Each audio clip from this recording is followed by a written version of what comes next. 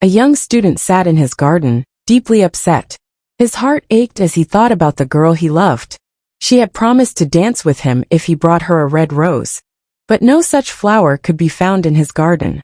Despite his intelligence and vast knowledge from reading many books, he felt powerless. He could not make a red rose appear, and without it, he believed he would lose his chance at love. His sorrowful eyes filled with tears as he thought about his situation. A nightingale, resting in her nest in an old oak tree, heard his cries. She looked down at him with great interest, listening to his words. She had sung about love her entire life, but she had never truly seen what it meant.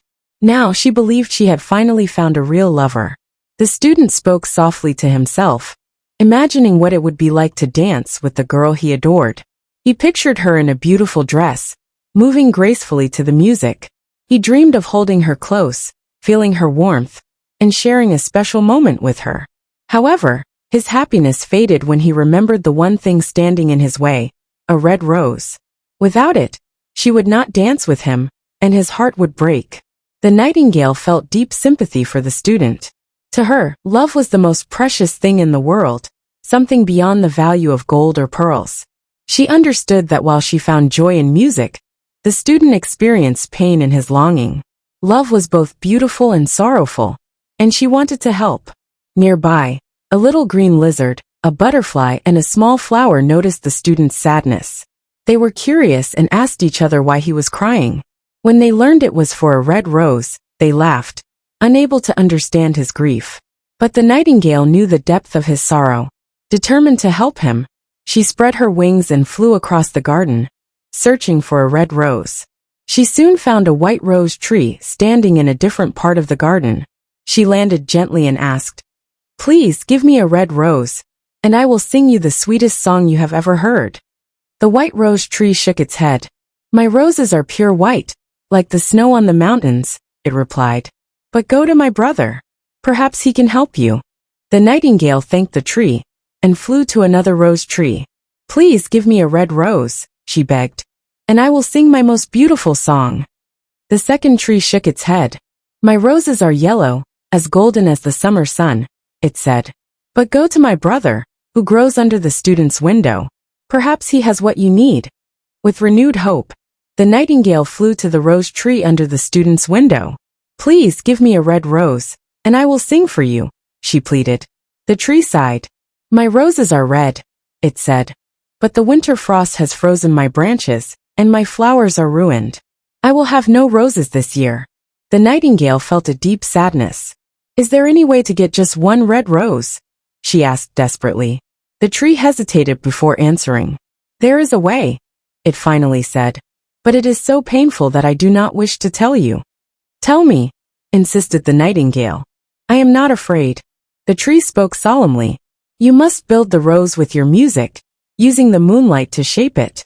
But to give it color, you must press your heart against a thorn and let your blood flow into me. You must sing all night long, and the thorn must pierce your heart. Only through your sacrifice can a red rose bloom." The nightingale shivered at the thought. She knew this meant death. Life was precious. She loved feeling the warmth of the sun, the cool breeze, and the scent of flowers. But love was more precious than life, and she believed in love with all her heart. Compared to the heart of a man, her own small heart seemed insignificant. She flew back to the garden and saw the student still lying on the grass, his face buried in his hands. "Be happy," she told him. "You shall have your red rose.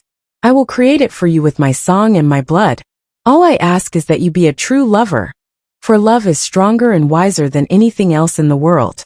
The student, however, did not understand the nightingale's words.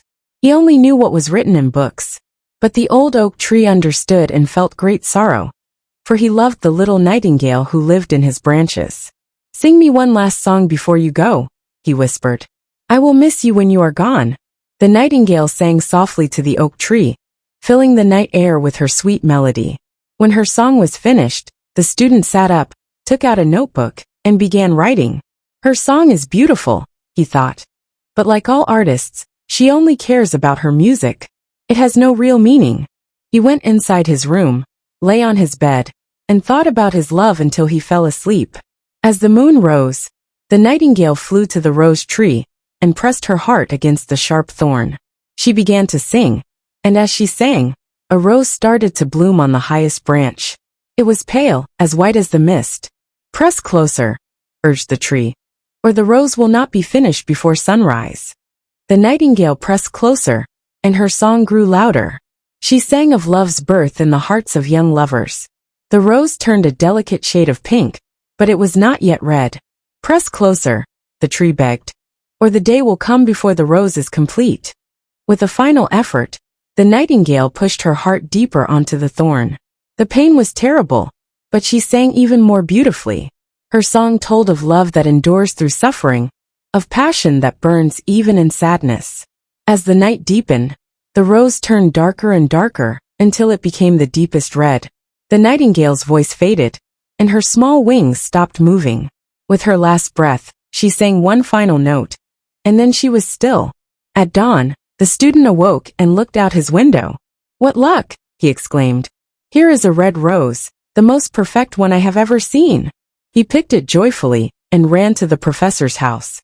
The professor's daughter was sitting outside with her little dog at her feet. "You said you would dance with me if I brought you a red rose," the student said excitedly. "Here is the most beautiful red rose in the world." The girl frowned. "I'm afraid it won't match my dress," she replied. "Besides, the chamberlain's nephew sent me real jewels, and everyone knows jewels are more valuable than flowers." The student grew angry. "You are ungrateful," he shouted and threw the rose into the street, where it was crushed by a passing cart. "Ungrateful," she scoffed. "You are rude. And besides, you are just a student. The chamberlain's nephew is wealthy and important." With that, she turned away and went inside. The student walked away bitterly. "Love is foolish," he muttered. "It is not as useful as logic. It does not prove anything or make sense. I will return to my studies and learn about practical things." He went back to his room, pulled out a heavy book, and began to read, never knowing the great sacrifice made for him by the little nightingale, who lay lifeless beneath the rose tree.